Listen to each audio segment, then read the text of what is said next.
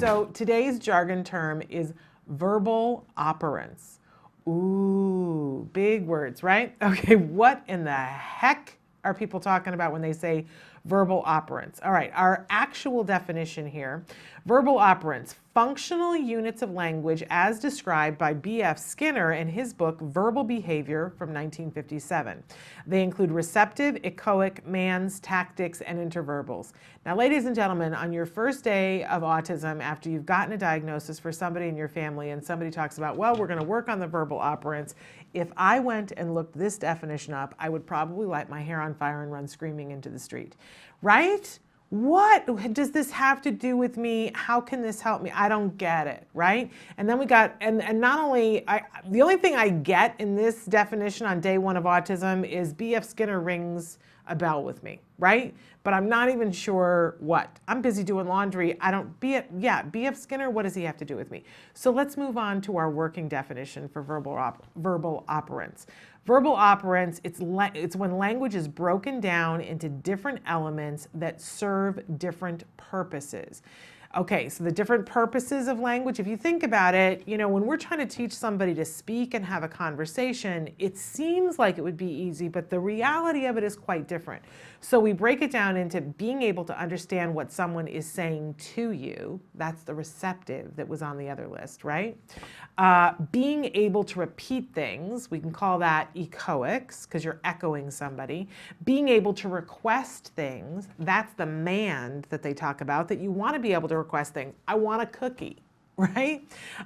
Being able to comment on new things, that's the tacting. So seeing something in your environment and being able to comment on it, and being able to have a conversation.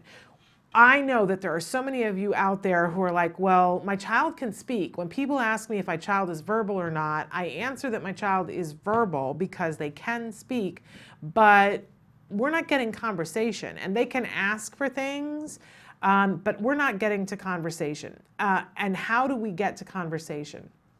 And it really, we know that if you take things in one big chunk and it's a complicated thing, we're not really going to see the progress that we want. But if you eat that elephant one bite at a time, that what we do, we separate things into smaller bite-sized chunks and that we can get to real progress. So if you're looking to get to conversation with a child, or an adult for that matter, if you're looking to build those language skills to get to conversation, and by the way, I'm not just talking about vocal communication, because some of this is nonverbal. Some of this is being able to make gestures. In fact, we're going to be talking about that kind of thing with one of our guests in just a little while in the second hour. But we want some non-vocal communication as well. Then you really need to know what the verbal operants are and understand that in a good ABA program, you are going to work through the full gamut.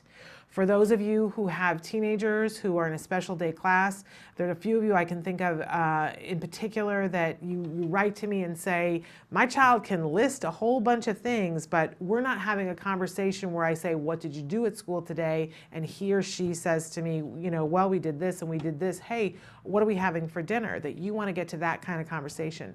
The only known effective way of getting to that is through the verbal operants. So knowing and understanding them can make a huge difference. Knowing and understanding that your school program is not working on interverbals, right? And shockingly, you're not getting to conversation because the interverbals is the part where you get to conversation. Well, if you're not teaching it, it's not going to happen miraculously, not for our kids. Language is amazing, and the brain's ability to get to language, I now understand it to be absolutely miraculous. I didn't get that before I had a child with autism because it just happened.